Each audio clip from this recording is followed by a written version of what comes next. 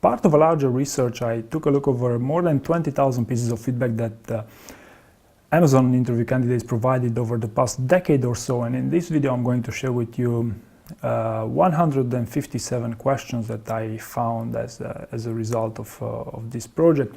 Now, I employed various techniques to remove duplicates. However, there is a certain amount of overlap between them. However, I believe that I've done a pretty good job at identifying unique questions throughout this list. Also, if you're wondering what kind of questions does Amazon ask the most in job interviews, I would say that you should definitely prepare for some failure story, for some difficult situations, because those take the most time to prepare.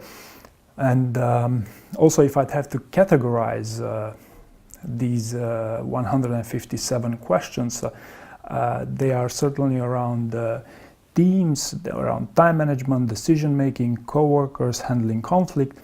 Also, separate categories around adaptation, strategy, problem solving, innovation, ownership, client, failure, and why Amazon.